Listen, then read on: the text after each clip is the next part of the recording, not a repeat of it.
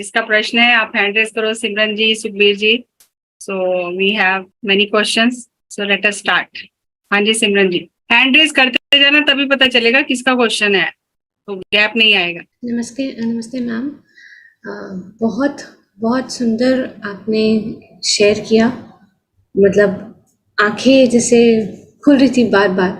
मेरा बेटा खुद 4 साल का है, तो जब मैं एक एक पॉइंट देख रही थी कि 4 साल तक ये सब सिखाना है, तो मेरा सबसे पहला क्वेश्चन यही चल रहा था कि इसको सिखाया कैसे जाए। जैसे काफ़ी बातें मैं मेडिटेशन साथ में बैठ के करते हैं हम, और काफ़ी बातें सिखाते भी हूँ, पर कुछ कुछ मुझे ऐसा लगता है कि उसके अंडरस्टैंडिंग के बियॉन्ड जाता है कई बातें। तो क्या बेस्ट तरीके होने चाहिए हम ये आप? बहुत बहुत अंडर एस्टिमेट करते हैं अपने बच्चों को कि बच्चे नहीं सीखेंगे। आज अगर आप टॉयज की दुकान में जाएंगे, मैं जब गई वहां पे, मैंने टॉरकॉम के बारे में मैं जानती हूँ ना कि टॉरकॉम सोलर सिस्टम और ये सब सिखाने के लिए बोलते, तो मैंने देखा वहां पे वो टॉय पड़ा हुआ था बकायदा बनने के लिए। फिर मैं उसके साथ लाके बनाई, फिर उसके साथ हम लोग चिपकाए और पूरा लगा के बनाए। कर्म सिद्धांत आप बूमरैंग से सिखा सकते हैं। जैसे मैं उसको एंजल्स के रूप में सिखाती हूँ। कैसे सिखाती हूँ कि जैसे बेटा तुम अच्छा काम कर रहे हो ना, तो जो एंजल्स है ना, वो पूरे समय हमको देख रहे हो, वो +1 कर देते हैं। और जैसे आपने बुरा काम किया, -1।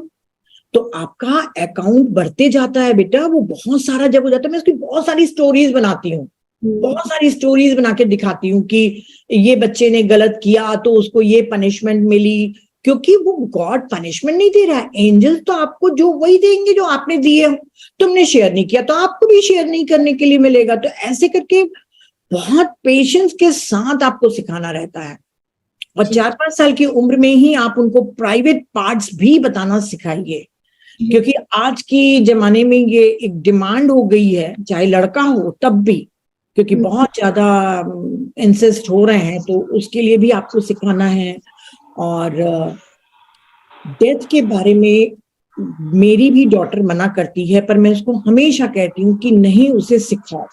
अभी तक के हमने उसे नहीं सिखाया है, पर बहुत जल्दी मैं, अब जब वो 4 साल का पूरा हो जाएगा 2 महीने के बाद, तो मैं उसको जरूर सिखाऊंगी। क्योंकि टॉरकॉम कहते हैं 4 इयर्स तक के आपको सिखा देना है। क्यों नहीं सिखाना है? एक यही तो सच है जो सबके साथ होने वाला है। पर हम कैसे बोलते हैं बच्चों को, नहीं बच्चों को नहीं सिखाओ, बच्चे में फियर आ जाए। अच्छा, इसमें जैसे है कि बच्चे टॉरकॉम, मैंने कहा ना, मैं कितने मैं पावर पॉइंट्स बनाऊंगी ना, और बाकी तो आप लोगों को मालूम ही है। जैसे हम लोग टीवी देख रहे हैं आजकल, वेब सीरीज में कितनी गालियां हैं, कितने एक्शन सीन है, वायलेंस है। तो टॉरकॉम बोलता है कि पेरेंट्स को, मतलब 7 पॉइंट लिख के दिए हैं टॉरकॉम ने कि वो नहीं करना है आपको ऐसा। तो ऐसी कोई टीवी का प्रोग्राम आप घर में मत चलाइए जब बच्चा देखता रहे। धीरे धीरे आप सिखाएंगे सिमरन जी, तो बच्चा सीखेगा। आप समझ लीजिए वो आपसे बहुत बहुत तेज है जितना आप सोच रही हैं। और एक ही साथ थोड़ी सिखाना है, धीरे धीरे आप सिखाइए ना, थोड़ा थोड़ा आप करके सिखाते जाइए। जी मैम, एक प्रश्न और था मैम मेरा।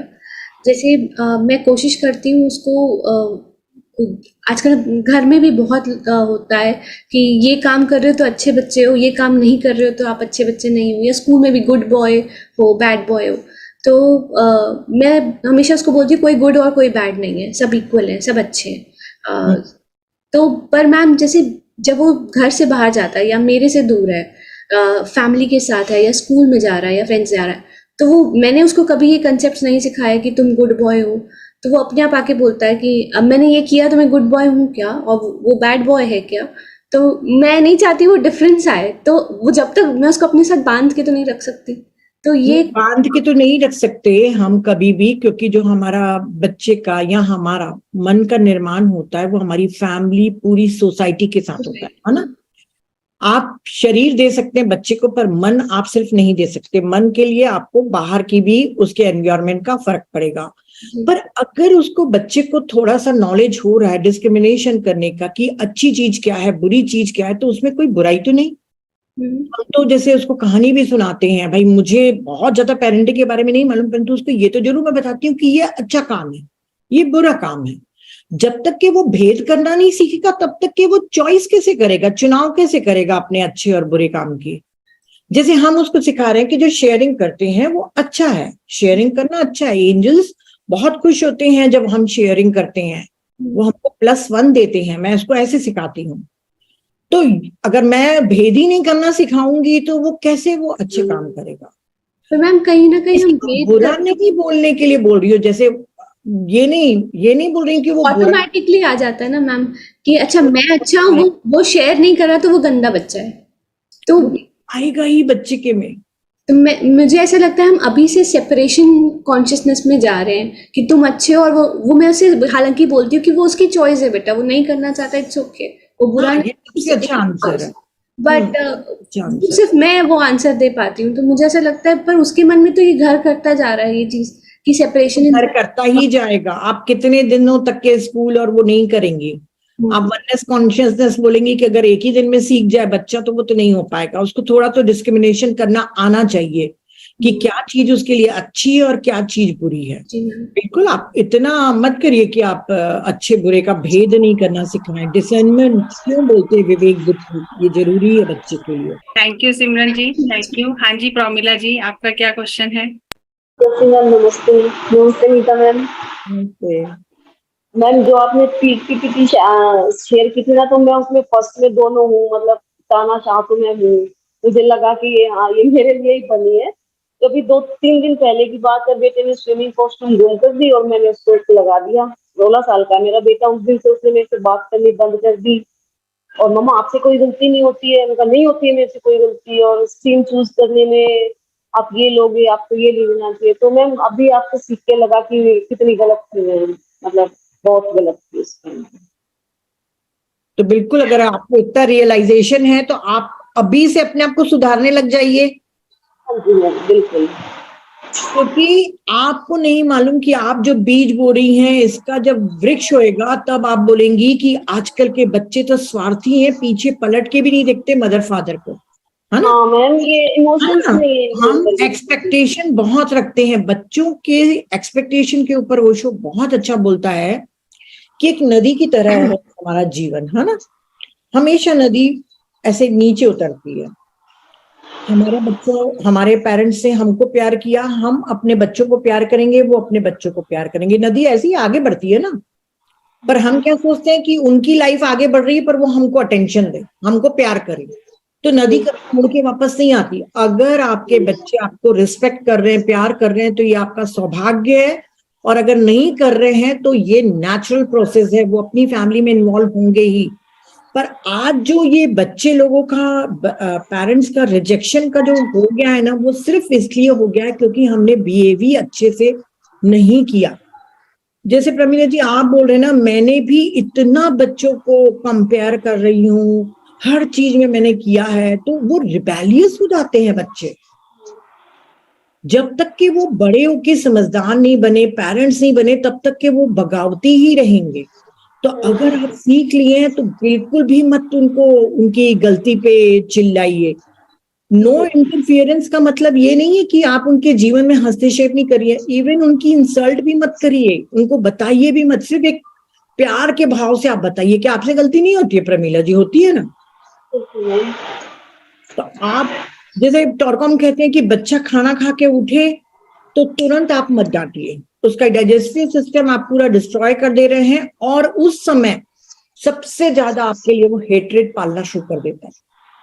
अब वो मुझे नहीं मालूम कि वो ऐसा क्यों लिखे हैं, पर वो बोलते हैं आफ्टर मील्स, अगर जैसे बच्चे खा के उठते हैं तो नहीं अपन चिल्ला देते कई बार, भाई मैं तो चिल्लाती थी कई बार। तो वो बच्चे ज्यादा नफरत करते हैं अपने पेरेंट्स से। अभी जब मैं कॉलेज के बीच में सेशन ले रही थी तब भी सबसे ज्यादा बच्चों को एंगर था अपने पेरेंट्स के लिए।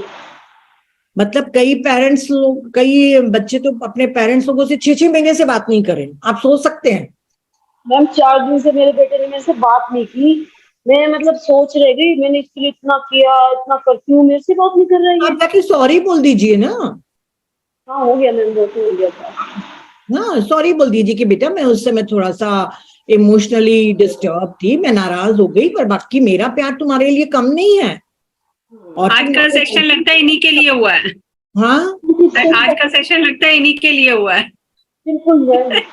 और मैम तो बस मैम आपसे मैं पूछ रही थी कि जैसे हम घर में पिरामिड लगाते हैं, मैंने बेटे में जैसे मैं कैप लगाती हूँ और एक पिरामिड का बाद में बात करेंगे, पिरामिड की हम मुझसे बाद में बात करना। सिर्फ एक क्वेश्चन है, सिर्फ एक क्वेश्चन है, तो मैं उसको मेडिटेट करके अपने आप को, वो जो कैप और वो है मेरा मर्तबा, मैं उसकी स्टडी टेबल पे रख देती हूँ। उससे मैम क्या होता है, मेरा बेटा, उसको कुछ नहीं आता था आध्यात्मिकता का, अब कृष्ण के श्लोक सुनता है, वो मुझे आके बात करता है, हमारे ये हमारे वो, मतलब मुझे तो समझ नहीं आ रहा है मीना क्या जी, हो रहा है। ये पिरामिड का कमाल नहीं है, ये आपकी वाइब्रेशन का कमाल है। समझ रहे हैं आप? जब एक औरत मेडिटेशन करती है तो उसका पूरे घर की वाइब्रेशन वो चेंज कर देती है। उसके बच्चे जो एनर्जेटिकली कॉर्ड से जुड़े हुए हैं वो भी चेंज हो सकते हैं। तो आपको अपनी वाइब्रेशन बढ़ानी है, पर साथ साथ अपने इमोशन में बैलेंस रखना है। क्योंकि देखिए, ऐसा नहीं कि मेडिटेशन करेंगी तो दूसरे दिन से बिल्कुल शांत चित्त हो जाएंगी, है ना, बिल्कुल साध्वी बन गए कि ठीक है बेटा, तूने जो किया सो किया। एंगर होना स्वाभाविक है, कभी कभी हम गुस्से में चिल्ला भी देते। मैं अभी भी कभी कभी बच्चे को बहुत जोर से रिएक्ट कर लेती हूँ, फिर सॉरी भी बोल देती हूँ। और बच्चे भी अगर गुस्से में बोल देंगे तो 1 घंटे के अंदर आके मेरे को हक करके सॉरी बोलेंगे। सॉरी बोलने से छोटे नहीं हो जाते। और बच्चे और मदर को फ्रेंड बन के रहना है। माँ पापा को वाला टैग हटा दीजिए अभी। प्रमिला जी, अब आप अपने बेटे से पेशेंस से ना बच्चे को चेंज कर रही हैं। फ्रेंडशिप करिए, सॉरी बोलिए, और सुखबीर जी आप अपना प्रश्न रखिए। Thank you. हाँ जी, सत श्री अकाल मैम जी। मैडम, आज ना बहुत सारे हैंड रेज हो गए, उनको पता है लास्ट चांस है। सत श्री अकाल प्यारी सोल फैमिली नो। मैम जी, मेरे को बहुत अच्छा लग रहा है आपको देखकर, बिकॉज मैं पहली बार आपसे बात कर रही हूँ और मेरे को बहुत ही अच्छा लग रहा है। और थैंक यू आपका सेशन में आने के लिए। और मैम जी, मैं अमृतसर से हूँ और एट प्रेजेंट मैं कनाडा में हूँ और मेरी 2 ग्रैंड डॉटर हैं, 4 साल की और 3 साल की। और मैम वो क्या है कि यहाँ पर जो नॉन वेज का है ना, उसका मेरे को उनको समझाना लगता है कि कैसे समझाऊं। खाती नहीं है, हमारे घर में भी नहीं आता है, बनता भी नहीं है, खाती नहीं है, लेकिन स्कूल जाती है। जब स्कूल जाती है तो बोलती है कि वो जो दूसरे बच्चे हैं वो अपने लंच बॉक्स में लेकर आते हैं, जा किसी अपने पार्टी में जाते हैं, हमारे रिलेटिव भी काफी हैं, उनके घर सभी के बनता है और उनको अवॉइड भी नहीं कर सकते कि हम पार्टी में ना जाएं। तो जाते हैं तो बोलती है कि वो खा रहे हैं तो क्यों खा रहे हैं। तो मैं उसको वो ऐसे भी नहीं बोल सकती कि वो बुरे हैं, वो तो नहीं, तब खाते हैं। नहीं बोलना हाँ, है। तो हाँ, तो उसको मेरे को समझ नहीं लगती कि वैसे मैं बोलती हूँ कि देखो ये बर्ड है, कितने अच्छे हैं, तुम प्यार करती हो, इनको हम मारेंगे तो नहीं ना, इनका ब्लड तो नहीं निकालेंगे ना हम। तो वो ऐसे तो बहुत सेंसिटिव है कि किसी का ब्लड देखकर तो उसको बहुत रोती है, अच्छा नहीं लगता। लेकिन वो क्वेश्चन करती है कि वो क्यों खाते हैं। तो मतलब आप मैं बोल ये भी नहीं कह दीजिए सकती कि कि उनके पास ज्ञान नहीं है बेटा, उनको मालूम ही नहीं है कि बर्ड को भी पेन होता है। और मालूम भी होगा तो सिर्फ अपने टेस्ट के लिए खा रहे हैं। तो आप उनको कर्म सिद्धांत के हिसाब से ही पूरा सिखाइए कि देखिए, हर एक में जीवन है। एक बर्ड भी जीना चाहती है, एक बकरी भी जीना चाहती है। फिर जब हम उसको काट के खाते हैं तो उसको पेन होता है, वो पेन हमारे बॉडी में जाता है। और जो खा रहे हैं उनको खाने दो। आप बहुत प्यार से उनको वेजिटेरियनिज्म के ऊपर बता सकती हैं। और बहुत सुंदर बुक है टॉरकॉम की, द अनयूजुअल कोट। अगर आप बोलेंगे तो मैं उसकी पीडीएफ शेयर कर दूंगी। छोटी सी 20 पेज की बुक है, पिक्चर्स के साथ। जी मैम, हाँ जी, जरूर कर दो मैम। हाँ, मैं जस्सी मैम को भेज दूंगी तो जस्सी मैम आपको शेयर कर देंगी आपके ग्रुप में। अनयूजुअल कोड 20 पेज की है। टॉरकॉम को सपने में आया था कि बच्चों को किस तरीके से वेजिटेरियनिज्म सिखाएं। तो मेरे किड्स कैंप में हमेशा मैं उस बुक को बोलती हूँ कि पढ़ो और बच्चों को समझाओ कि कैसे एक दिन, बोलते हैं ना, वो कयामत का जो दिन होगा वहां पे जब न्याय मांगा जाएगा तो वो बकरी भी आके आपसे न्याय मांगेगी और हर चीज का होगा। बहुत प्यारे तरीके से उन्होंने लिखा है, पर आप सिखाइए उनको। हाँ जी, एक मैम जी और क्वेश्चन आके वो कहती है कि मेरे को ना वो ब्लैक फेस अच्छे नहीं लगते, क्योंकि यहाँ तो सभी तरह के लोग हैं। तो वो ऐसे बोलती है तो मैं उसको बोलती हूँ कि नहीं, सभी अच्छे होते हैं, ब्लैक भी अच्छे होते हैं और ब्राउन भी, व्हाइट भी अच्छे होते हैं, लेकिन वो दिल से नहीं मानती। तो उसका क्या करूँ?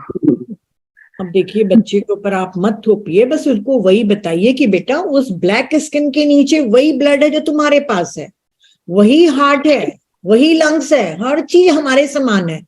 फिर एक स्किन के कलर के कारण वो कैसे गंदा हो गया या बुरा हो गया। एक और इस पे ना वीडियो है, मैं ढूंढ के आपको भेजूंगी। मेरे पास भी थैंक शेयर यू कर मैम जी, दीजिए, मैं अपने थैंक बच्चों के ग्रुप पे डाल यू। दूंगी। यस, एक वीडियो है, मेरे को ढूंढना पड़ेगा, बहुत पहले आया था मेरे पास, सो मैं ढूंढ के शेयर करूंगी। तो बच्चों को हम जिस तरीके से समझाएंगे और बाकी वो जितना अपने, देखिए हर एक का अपना एक परसेप्शन होता है, बच्चा अपने तरीके से ही सब सीखेगा, पर आपका काम है उसको अच्छे से पूरे पेशेंस के साथ समझाना। ठीक है, थैंक यू जी। हाँ हाँ जी। जी, अदिति जी। थैंक यू जी, thank you. Thank you Aditi ji. नमस्ते मैम। नमस्ते। मैम मेरा बेटा अभी 6 इयर्स का होगा और बेटी 4 इयर्स की है। आपका वीडियो मतलब पूरा प्रेजेंटेशन बहुत इंस्पायरिंग और एनलाइटनिंग था। Thank you so much. मैं बहुत कुछ अपने अंदर क्या गलत कर रही थी बच्चों के साथ समझी। मुझे आज अब बस ये समझ प्रिंसिपल आई हुई है बताने के लिए। मुझे अब ये जानना है कि जो बहुत कुछ जो मैंने आज तक गलत किया उसका एक ऑब्वियसली कॉज एंड इफेक्ट बच्चों पे आया होगा, तो उसके लिए अब मैं क्या कर सकती हूँ? जो डैमेज मैं कर चुकी हूँ उसके लिए मैं क्या कर सकती हूँ? अपन पुराना तो नहीं मिटा सकते ना, जो भी अपन ने गलत किए हैं। जी। मेडिटेशन कर रही है तो आपके कर्मास तो नेचुरली धीरे धीरे डिसॉल्व होंगे ही। आपकी अवेयरनेस की यस मैं गलत थी, अपनी रिस्पॉन्सिबिलिटी लेना आपको उस कर्मा के लूप से बाहर निकाल देता है। अब इसके बाद भी अगर आप वही काम कर रही हैं तब तो आपके कर्मा की इंटेंसिटी डबल हो जाएगी, क्योंकि आपको मालूम है कि मैं गलत कर रही हूं तो भी आप कर रही हैं, है ना। अब आपको बिल्कुल एक स्पिरिचुअल मदर बन के उनको पालन करना है। बहुत बार आप गिरेंगी क्योंकि हमारा पैटर्न बना हुआ है। जैसे मैं भी अपने ग्रैंड चाइल्ड को जब संभालती हूँ ना तो कभी कभी मेरा पेशेंस चला जाता है, फिर मुझे याद आता है, वो बोलती है ना लाइट जलती है अंदर में, अरे गलत हो रहा है, फिर अपने बातों को सुधारते हैं। तो आप आज से ही अपने बच्चों के साथ क्वालिटी टाइम बिताइए। बहुत बहुत जरूरी है कि आप पेरेंटिंग के ऊपर गूगल में सर्च करिए, इतनी सुंदर सुंदर बुक्स के पीडीएफ आपको अवेलेबल मिल जाएंगे। और एक बच्चे का आप निर्माण नहीं कर रहे हो, एक आत्मा के विकास का काम कर रहे हो, एक सोल पेरेंटिंग जो बोलते हैं। देखिए बॉडी तो कोई भी, वो तो काम करने वाली बाई भी बच्चे पैदा करके छोड़ देती है ना, बच्चे पल जाते हैं, वो बोलते हैं ना जैसे पल गए हैं बच्चे। पर अच्छा किसान क्या करता है, जब तक के फसल पकती नहीं है तब तक के अपने फसल की देखभाल करता है। तो जब तक के वो इमोशनली मेंटली डेवलप नहीं हो जाएं, आप अपने को बदलिए, इमोशंस पे काम करिए, क्योंकि सबसे ज्यादा हमारे इमोशंस हमको ट्रिगर करते हैं और हमारा सारा गुस्सा निकल जाता है अपने बच्चों पर। और जो हमारे में जेलसी है ना, अरे उसके बच्चे बहुत अच्छा कर रहे हैं, उसके बच्चे इतना वो कर रहे हैं, तो आप जितना जूम सेशंस में ज्ञान लेंगी ना मैडम, आपका माइंड खुलते जाएगा। जैसे मैं एक एग्जांपल अपना तौर के बता रही हूँ, पहले मुझे भी काफी हद तक के जेलसी थी कि अरे उसके पास इतना है, इसके पास इतना है। जिस दिन मैंने लॉ ऑफ क्रिएशन समझ लिया टॉरकॉम की, कि इस दुनिया में फ्री में किसी को कुछ चीज नहीं मिलती, किसी को भी नहीं मिलती, हर एक को मेहनत करनी पड़ती है, कीमत चुकानी पड़ती है हर चीज के लिए। अगर कोई आज आपसे ज्यादा पैसे वाला है, ज्यादा सुंदर है, ज्यादा अच्छा बोलता है, अच्छा ज्ञानी है, तो उसने उसके लिए मेहनत की होगी। आपको नहीं मालूम कि उसने कितने जन्मों से अपनी यात्रा करके आया है। हो सकता है आपके 400 जन्म हो, उसके 800 जन्म हो, बेचारा गिरते पड़ते संभलते हुए यहाँ आया है। तो जब लॉ ऑफ क्रिएशन आप समझ गए तो फिर जेलसी क्यों? अरे भैया कोई मेरे से ज्यादा स्मार्ट है तो वो डिजर्व करता है, उसकी मेहनत है। मेरे को बल्कि इंस्पायर्ड होना चाहिए कि अच्छा मेरे को थोड़ा सा उसके देख के लग रहा है, मतलब ये मेरे को बनना है, मेरे को और मेहनत करनी है। तो अपने इमोशंस पे जब आप काम करने लग जाएंगी ना मैडम, तो बहुत ज्यादा आपके लिए पेरेंटिंग इजी हो जाएगी। क्योंकि सबसे ज्यादा हमारा बच्चे बोलते हैं ना, ओशो ने बहुत अच्छा स्टेटमेंट बोला है, इस दुनिया में जितना अत्याचार माँ बाप करते हैं उतना कोई प्राणी नहीं करता। समझ गए? बच्चे तो हमारे रिफ्लेक्शन है, जैसा हम वैसे बच्चे बनते हैं। हम लोग जब सेंटर में बोलते थे ना कि आप बच्चे के लिए क्यों बोल रही हैं, ये तो आपका मिरर रिफ्लेक्शन है, तो बच्चे चिल्लाने लग जाते थे, पेरेंट्स चिल्लाने लग जाते थे, मैडम हम तो ऐसे नहीं बोलते हैं, हम तो ऐसे नहीं करते हैं। फिर जब तहकीकात करते थे तो उनके फादर ऐसे निकलते थे या उनकी दादी वैसे निकलती थी। जैसे बच्चे कई मैनिपुलेटिव होते, बड़ी अच्छे से झूठ बोल के आपको पटा लेंगे ना कि मेरी मम्मी ने ना मेरे को कल खाना नहीं दिया आंटी, तो मैं इसीलिए मेडिटेशन नहीं कर पाई। तो हमको लगेगा वाकई खाना नहीं दी क्या? पता चलता है कि उसकी दादी माँ को झूठ बोलने की आदत है बहुत। हर चीज बच्चा सीख रहा है, सिर्फ मिरर है, वो आपको रिफ्लेक्ट कर रहा है कि उसके घर के आसपास जो भी उसके साथ हो रहा है वो रिफ्लेक्ट करके बता रहा है। कुछ उसकी पास्ट लाइफ की भी वासनाएं हैं, समझ रहे ना, पर जी जी जी बहुत ज्यादा आप ऑब्जर्व करना, आप ही में से कुछ होगा। जैसे मैंने बताया ना, मैं बहुत गुस्सा करती थी तो मेरी बेटी बहुत गुस्सैल है, और मेरे बेटे के डिलीवरी के टाइम तक के मैं सेपरेट हो गई थी, शांत थी, तो मेरा बेटा थोड़ा शांत है। Yes, thank you Aditi ji and thank you Nita ma'am इतना क्लैरिटी देने के लिए। यस नम्रता जी, आप बात कीजिए। आत्मवंदन सभी को। नमस्कार। मेरा मुन्ना 10th पास हुआ अभी, जैसे तो वो पढ़ाई तो कुछ भी किया नहीं, 68% आया, पर उसने जिद करके नीट की एग्जाम पढ़ाई के लिए वो नागपुर गया और अब बोलता है कि मुझे यही करना है, और पढ़ाई करता भी है कि नहीं, पर वो ऐसा सीरियस नहीं है नीट के लिए, एंजॉय करके बोलता है कि मैं पढ़ाई कर लूंगा। कर सकता है मैम वो? नहीं कर सकता है। अल्बर्ट आइंस्टीन को तो स्कूल से निकाल दिए थे, मालूम है ना? हाँ मालूम। क्या बोला था आपको, मैं बता देती हूँ। अल्बर्ट आइंस्टीन को जब निकाला था ना, लेटर लिख के भेजे थे, तो मम्मी ने ये नहीं बोला कि बेटा कल से तुम स्कूल नहीं जाओगे क्योंकि निकाल दिए हैं, कल से तुम स्कूल मत जाना। तो बोले क्यों मम्मा, मेरे को तो स्कूल बहुत अच्छा लगता है, मैं जाऊंगा। तो बोले नहीं बेटा, टीचर्स बोल रही है आप इतने इंटेलिजेंट हो कि आप पढ़ाने के लिए टीचर्स नहीं है। देखिए उनकी मदर ने क्या भूमिका निभाई है। हाँ ना, सही है। तो आप नहीं जान सकते, पर हाँ मैंने जैसे बताया ना कि जो डेमोक्रेटिक वाले पेरेंट्स होते हैं ना, उनका काम है कॉजेस और कॉन्सिक्वेंसेस बताना कि बेटा जरूरी नहीं है कि तुम क्लियर कर पाओ, क्योंकि सिर्फ तुम नहीं दे रहे हो, लाखों पूरे ऑल इंडिया के लोग दे रहे हैं, और एक से एक बच्चे लोग अच्छे अच्छे क्लासेस ले रहे हैं। तो यदि कुछ बनना है बेटा लाइफ में तो ठीक है, तुमको मेहनत करनी पड़ेगी, और नहीं तो बेटा ठीक है, छोटी सी दुकान खोल के बैठ जाना। नहीं मैडम, उसने 10th में भी नॉर्मली 1 घंटा 10वीं की एग्जाम को जा रहा है, उसके एक दिन पहले एक घंटे से ज्यादा पढ़ाई नहीं करी मैडम। वो इतना ब्रिलियंट है, बहुत ब्रिलियंट है, मैं मानती हूँ। उसके ऊपर फेथ रख के छोड़ दीजिए, पर उसके बावजूद उसको कॉन्सिक्वेंसेस बताइए। हाँ 10th का रिजल्ट कुछ भी मायने नहीं रखता है, कैसे चेकिंग होती है आपको नहीं मालूम है। सही है ना, ऐसा नहीं होगा ना, निट में वहां पे तो कोई तो नहीं है। मैं आपको एग्जांपल बता रही हूँ, मेरा बच्चा बिलासपुर में टॉप में रहता था, है ना, बैरिज में आया था, पर जब वो ऊपर गया ना तो मुझे फोन करके बोलता है मम्मी मेरे सामान यहाँ पे चने मुर्रे के भाव में पड़े हैं लोग। जीनियस बच्चे आए हैं ऑल इंडिया के वहां के। सही तो यथार्थ रियलिटी में रहना सिखाइए अपने बच्चे को, कि तुम अभी यहाँ पे थोड़ा सा पढ़ के अपने को मत समझिए। एक से एक इंटेलिजेंट बच्चे भरे पड़े हैं इस इंडिया में, और वही लोग क्रैक करते हैं।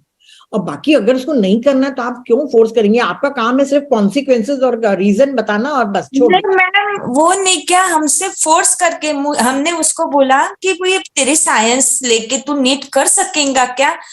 आपको मेरे पे विश्वास है ना? फिर मेरे को यही करना है, उसके बोलने से हमने भेजा, पर अभी लक नहीं तो आपने बोल दिया ना, आपने अपना फर्ज अदा किया ना, आपका धर्म, तो बस आपने धर्म निभा लिया, बाकी वो जाने, है ना। थैंक यू जो बनने आया है वो बनेगा ही। हाँ जी, क्या नाम है? हाँ जी सुमन जी, आप बात कीजिए। हाँ प्रतिभा जी। जी मैम नमस्कार। मैम नमस्कार मैम, मेरे भी 2 बेटी हैं, एक 24 साल की है, एक 27 साल की है। बच्चे बड़े, मुझसे भी बहुत सारी गलतियां हुई हैं पेरेंटिंग के दौरान, जैसे कंपैरिजन करना मैंने भी किया है, और भी ऐसे गलतियां की है मैंने। हालांकि मैंने अपने आप को सुधारा भी है, मैंने उनसे माफी भी मांगी है पहले।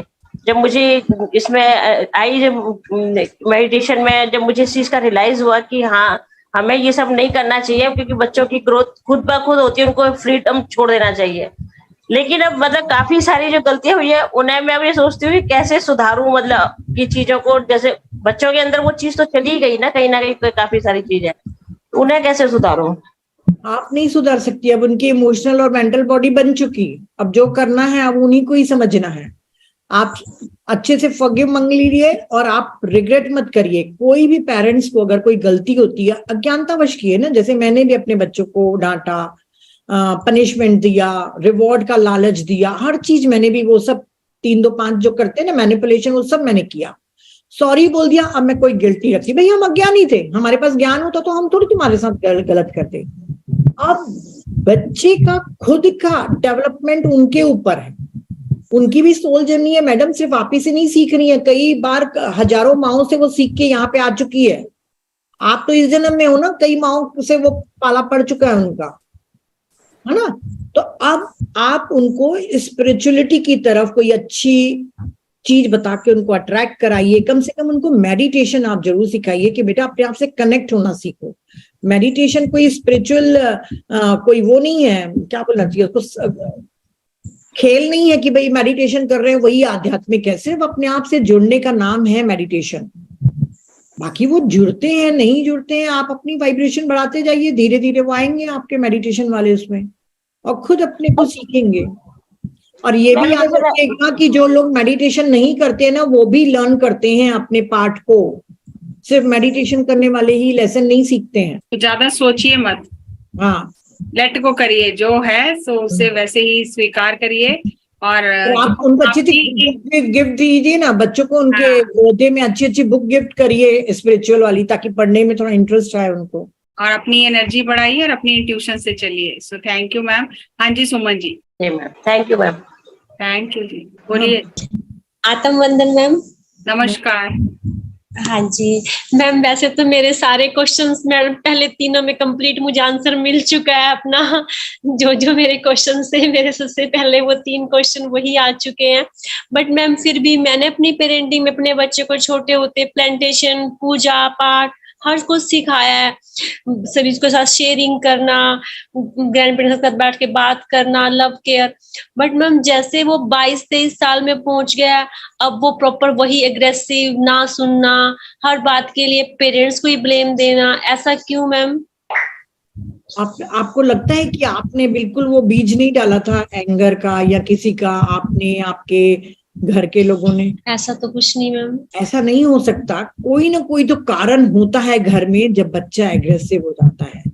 मैं ये भी बार बार कहती हूँ कि पास्ट लाइफ की उनकी मेमोरीज और उनके पैटर्न्स रहते हैं, पर अगर बच्चा एग्रेसिव और रिबेलियस बन रहा है तो कहीं ना कहीं चूके तो होंगे। ये तो आप बिल्कुल मत कह दीजिए कि मेरा दामन बिल्कुल साफ है। बहुत सी चीजें अनजाने में, जैसे मैंने कहा ना कि अगर आप इमोशंस भी गलत रख रहे हैं या थॉट्स भी गलत रख रहे हैं तब भी वैसा होता है। और ये भी मैं आपको चीज बता दूं कि कई बार बहुत अच्छे पेरेंट्स होने के बावजूद उनके बच्चे बिगड़ैल या समझ रहे हैं कुछ होते हैं, कुछ कर्ज वाले रहते हैं ना, क्या एक सेवकदार बच्चे रहते हैं, कुछ कर्जदार बच्चे रहते हैं, कुछ कर्जा चुकाने आते हैं। तो आप अभी मत वरी करिए। अगर आपको लगता है कि आपका दामन साफ है, आपने बिल्कुल अच्छे से परवरिश करी, आपने बिल्कुल ठीक किया, तो आप जो भी रियलिटी है उसको एक्सेप्ट करिए।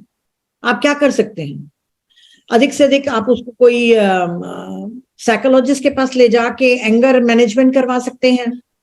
लोग साइकेट्रिस्ट के पास नहीं जाना चाहते, लोगों को लगता है कि ये पागल खाने पागल लोगों को लेके जाना चाहिए, परंतु एंगर मैनेजमेंट के लिए अपने बच्चों को कंसल्ट करवाना जरूरी है किसी काउंसलर से।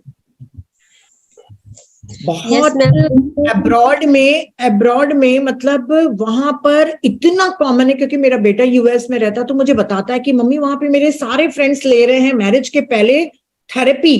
क्यों? कि कैसे अपनी वाइफ के साथ हम डील करें। मुझे लगा कितने हमसे आगे हैं ये वेस्टर्न लोग।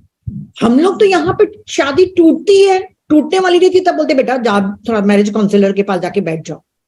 एक्चुअली होना चाहिए मैरिज के पहले काउंसलर के पास जाइए और सीखिए कि एक आत्मा को जब आप अपने घर में लेके आ रहे हैं तो उसके साथ आप कैसे बिहेव करेंगे।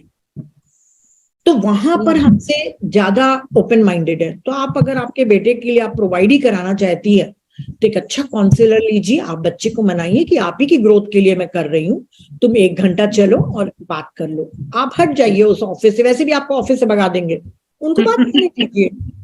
आपका प्रॉब्लम भी हो। वैसे भी हम जजमेंट करते ही हैं, मतलब जज करते ही हैं बच्चों को। जैसे बच्चा कोई गलत बताएगा ना, हम तुम गलत हो, वो सही है, वो सही नहीं है, तुम गलत हो, कुछ भी हम बोलेंगे ही।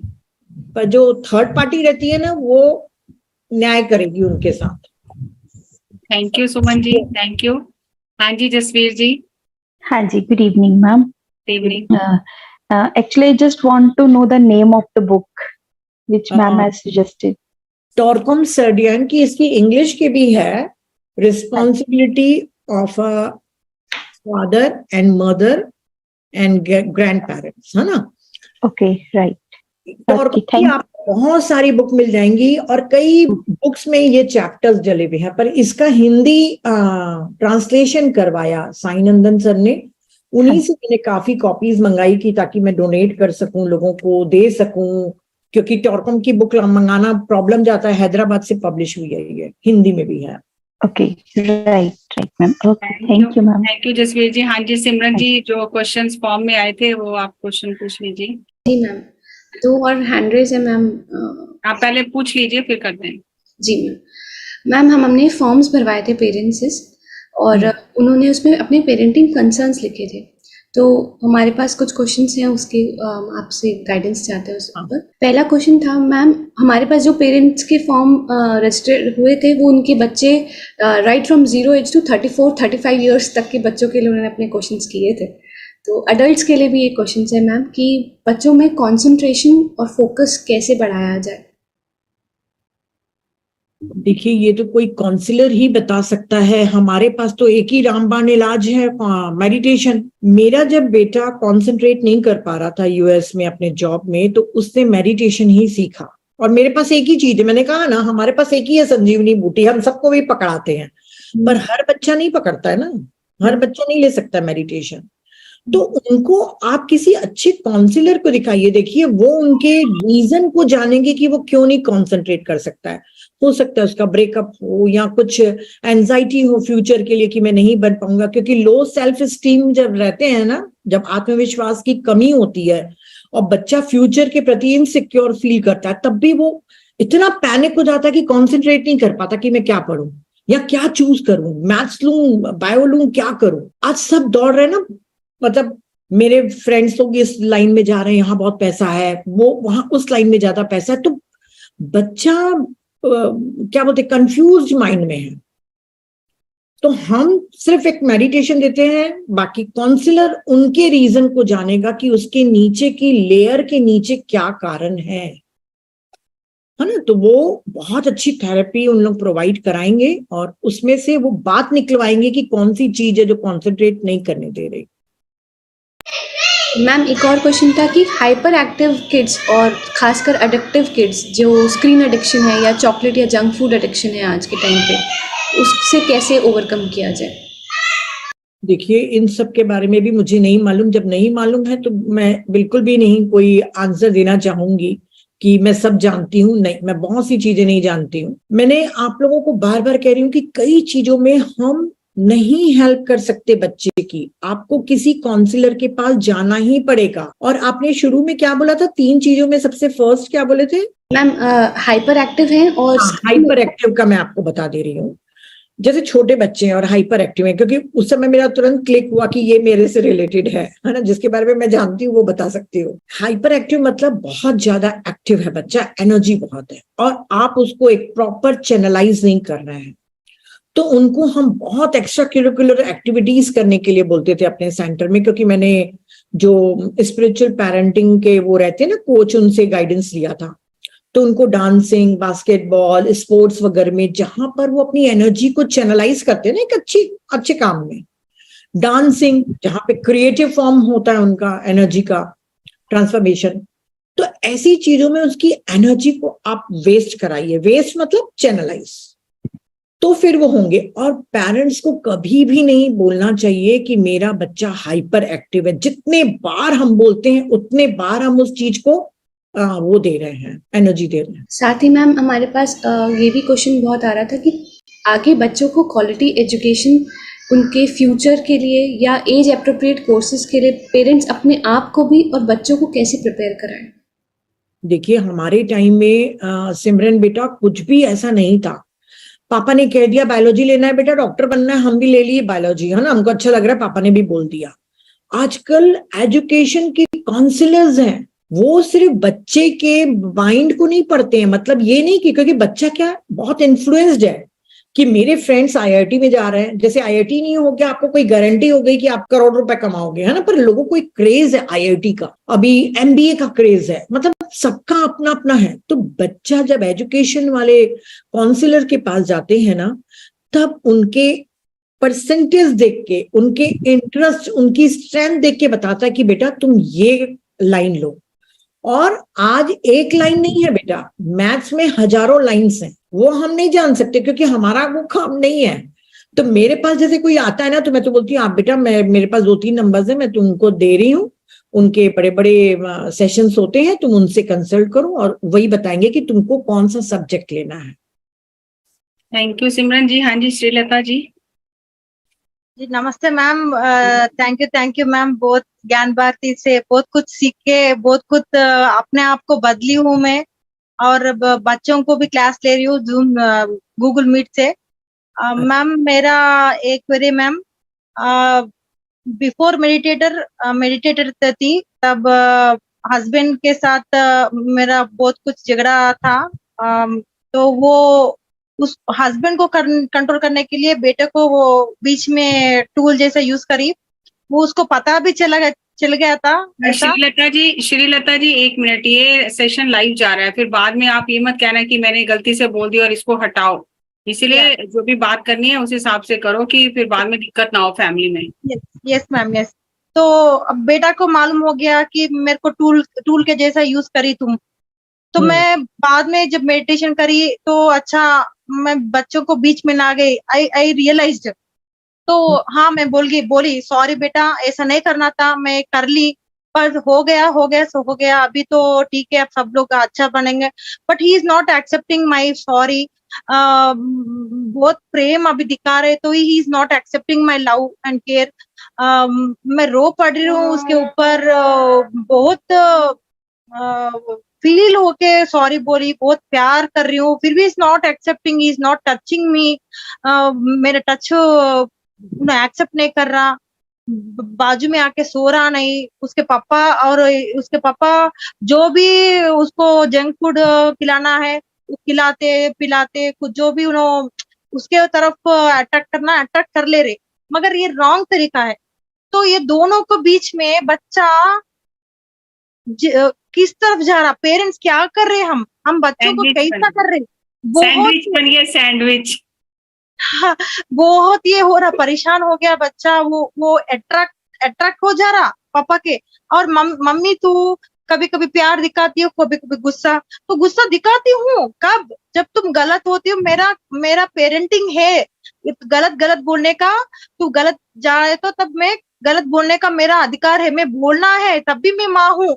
जब तक तेरे को गुस्सा नहीं करती मैं अच्छी माँ नहीं हूँ बेटा। अब 10th क्लास कल एग्जाम रख के अभी आज आप तुम शाहरुख खान का सिनेमा देख रहे हो, ये ठीक बात नहीं है। वो एग्जाम होने के बाद देखो, नहीं फिर मैं गुस्सा क्यों नहीं होती हूँ, जब एग्जाम कल है तो आज पढ़ाना कंपलसरी है। अब मैं ये पॉइंट में बहुत ये हो गई, अब वो अभी हॉस्टल में पापा और बेटे को जो दोनों में इतना मीन्स वो लाइक ओवर पेरेंटिंग जैसा दिखा के बच्चों को खींच लिया, जैसे कि आगे बढ़ के वो ये हर बच्चे के लिए उसके फादर रोल मॉडल होते हैं। चाहे वो जंक फूड नहीं खिलाएगा तब भी वो अपने पापा को प्यार करेगा। बायोलॉजिकली जो जिनसे पैदा होते हैं ना, वो एक अटैचमेंट रहता है। आपके लिए आपके हस्बैंड कितने भी बुरे हों, पर उस बच्चे के लिए उसके फादर अच्छे ही होंगे। और आप बहुत ज्यादा इंटरफियर मत करिए अपने बच्चों की लाइफ में। हम लोग को लगता है कि हम विधाता हैं अपने बच्चों के भविष्य के, यही सबको खुशफहमी है, और बच्चे को तो कुछ मालूम ही नहीं है, हम ही सब जानते हैं। हम बहुत ज्यादा रूल करते हैं अपने बच्चों के ऊपर। क्या होगा, अधिक से अधिक नहीं पढ़ाई करेगा, अच्छे मार्क्स नहीं लाएगा, अच्छा फ्यूचर नहीं बनाएगा, उसकी किस्मत में होगा तो वो बनेगा जो बनना होगा। उसके ये नहीं, अभी मेरा लव एक्सेप्ट नहीं कर रहा, मेरा प्रेम उन्होंने नहीं देख सक रहा, मेरा बेटा अभी मेरा जो मेरा रियलाइज होगा ना कि आपने उसको यूज किया, उसको मैनिपुलेट किया, तो वो बच्चे को इमोशनली हर्ट हुआ है। तो उसको थोड़ा टाइम दीजिए। आप हमेशा अपने पॉजिटिविटी, अपने पॉजिटिव इमोशन, थॉट्स उसके प्रति रखिए। अगर आप बोल रहे हैं बेटा मैं तेरे को बहुत प्यार करती हूँ, बहुत प्यार करती हूँ, और अंदर ही अंदर सोच रहे हैं कि ऐसा क्यों कर रहा है, क्यों कर रहा है, क्यों कर रहा है, वो थॉट आपके जल्दी पहुंचेंगे आपके वर्ड से। समझ में आ रहा है? आप जो सोच रही हैं, आप जो फील कर रही हैं, वो बच्चा के पास पहुंच रहा है, सिर्फ वर्ड्स नहीं पहुंच रहे हैं।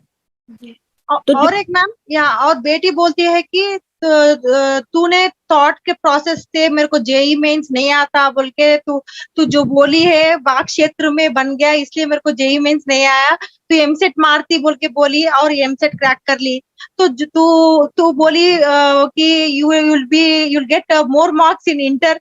मैं ऐसा ले ली क्योंकि तुम बोली है वो हो गया, क्योंकि आपके पास वाक क्षेत्र है, इसलिए मैं इंटर में बहुत ज्यादा मेरे भाई को मैं नहीं बना लेती थी। Why you said JEE mains crack नहीं कर पाती, तू बोली है इसलिए मैं नहीं लेके आई। Enjoy your parenting. सरस्वती माँ बैठे रहती मेरे जवान में, मैं तेरे भाई को नहीं बना देती थी इस दुनिया का प्रधानमंत्री, हाँ, भारत का। तो बोलना बेटा कोई क्षेत्र वगैरह नहीं रहता है, आप समझाइए। क्या, थैंक यू जी। हाँ जी, बहुत टाइम भी हो गया। लास्ट शोभा जी आप बताइए क्या करना है, फिर मैडम को छुट्टी दें।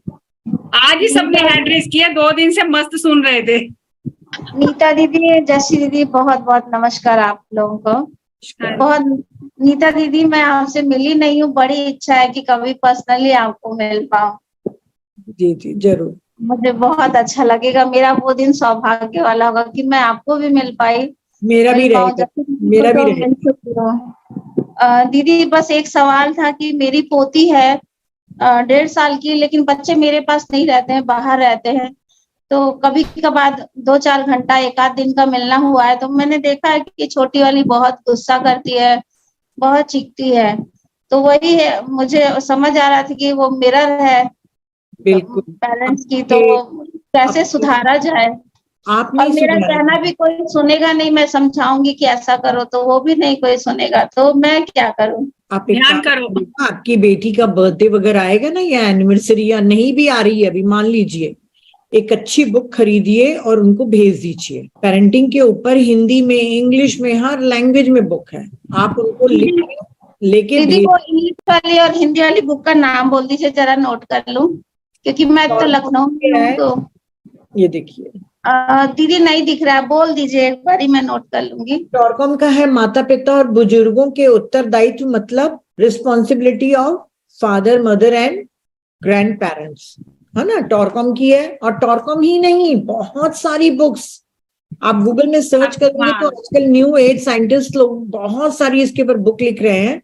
आप लिख के भेज दीजिए और एक दिन अपनी बेटी को बैठा के समझाइए। नहीं, वो बेटे की बेटी है। हाँ, बेटे की ना, तो उनको बैठ के बेटे को ही समझाइए। बहू शायद नहीं समझे, आपका बेटा आपको शायद ज्यादा अच्छे से समझ पाएगा। तो बोलना देखो बेटा, मेरी तो लाइफ तुम लोग को पाल के हो गया, मेरी रिस्पॉन्सिबिलिटी, पर अब तुम लोग के ऊपर बहुत बड़ी रिस्पॉन्सिबिलिटी है अपने बच्चे को एक अच्छा सिटीजन बना के देने की। तो ये कैसे बनेगा बेटा? कहाँ पे रहते हैं वो? लड़का चेन्नई में रहता है। तो हर जगह तो आजकल पेरेंटिंग क्लासेस चल रही है ऑनलाइन, आप उनको बोलिए आप पेरेंटिंग क्लासेस ज्वाइन करिए या ये बुक पढ़िए बेटा, ताकि तुमको मालूम चले कि बच्चे को किस तरीके से पालना है। दीदी जब वो 7 साल का था तब मेरे हस्बैंड ने शरीर छोड़ दिया था, और वो बीएचयू से गोल्ड मेडलिस्ट है एमटेक में, एपीजे अब्दुल कलाम ने गोल्ड मेडल दिया था, और बेटी सीए है। परंतु जो उनके पार्टनर हैं, तो हम उनको समझा नहीं सकते हैं, उनको बता नहीं सकते हैं कि आप ऐसा करो वैसा करो, क्योंकि वो बहुत ज्यादा अकल है उनके पास। नहीं, तो अपने बेटे को एक गिफ्ट कर दीजिए ना बुक, शायद वो कभी पन्ना पलट के देखे और समझे, और आप एक बार बैठ के बात करिए। देखिए मैंने क्या बोला, डेमोक्रेटिक पेरेंट्स कौन से होते हैं? जो अपने बच्चों को कॉजेस और उसके कॉन्सिक्वेंसेस बताए कि देखो बेटा, आज अगर बच्चों के ऊपर टाइम नहीं दोगे, समय नहीं, अच्छा क्वालिटी टाइम नहीं दोगे, तो तुम्हारा भविष्य खराब हो जाएगा। बाकी उनकी मर्जी, आपकी रिस्पॉन्सिबिलिटी नहीं है कि आपकी पोती कैसे कर रही है, वो उनकी रिस्पॉन्सिबिलिटी है, पेरेंट्स लोग की है मेन। क्योंकि आप खुद ही बोल रही हैं आपके पास कम आ रही है thank you Shobha ji, thank you and thank you Nita ma'am, इतना समय दीदी देने वो के लिए। वीडियो जरूर दीजिएगा प्लीज दीदी। नीता दीदी जो वीडियो आपको जस्सी दीदी को देना, जस्सी दीदी ने देना, मुझे भी चाहिए ताकि मैं भेज सकूं। जी जी जी बिल्कुल। ठीक है ठीक है, थैंक थैंक थैंक यू जी, थैंक यू नीता मैम, बहुत बहुत धन्यवाद आपका। आपने आके हिला दिया सभी पेरेंट्स को, अभी सबके हैंड रेज हो गए, तो थैंक यू वेरी मच इतना समय देने के लिए और इतने अच्छे से सभी की क्वेरीज को सॉल्व करने के लिए। तो ये तो अपने ही इंट्यूशन को डेवलप करना है, अपनी समझ को डेवलप करना है, कॉमन सेंस को डेवलप करना है और बस सीखना है और तभी हम आगे बढ़ सकते हैं। सो नीता मैम आपका बहुत बहुत बहुत धन्यवाद और सभी पार्टिसिपेंट्स का जो हमारे साथ जुड़े हैं। तो 3 दिन का ये सेशन था, आज तीसरा दिन था, तो रिकॉर्डिंग आपको मिल जाएंगी 1-2 दिन में सारी, तो आप उसको देखिए बार बार और जो भी बुक्स के रेफरेंस दिए हैं उन बुक्स को पढ़िए। स्पिरिचुअल पेरेंटिंग करके आप गूगल में सर्च करेंगे, बहुत सारे बुक्स आ जाएंगे, बहुत सारे पीडीएफ अगर आपको फ्री में डाउनलोड करने मिल जाएंगे। और सबसे पहले खुद को सुधारिए, तभी आप। अब देखो कविता मैम आ गई हैं, सब निपटा के आके ऑन करके बैठ गई हैं। नहीं, मैं शुरू से बैठी हूँ। नमस्कार नीता मैडम, नमस्कार जस्सी मैडम, सबको मेरा बात दिख रही है कविता जी। आपकी ऊर्जा आ रही है मेरी तरफ। अरे आप खुद ही हो भाई ऊर्जा। बहुत चीजें हम चूक जाते हैं बच्चों के बारे में, बहुत चीजें आज सीखी है, लेकिन बड़े बच्चों के लिए भी जरूरी है, छोटों के लिए भी जरूरी है। रोज हम भी सीख रहे हैं, देखो ना, मैं भी नानी बननी हूँ, रोज सीखती हूँ अपने बच्चे, अपने बेटी से। नानी दादी बन के भी सीखना पड़ता है।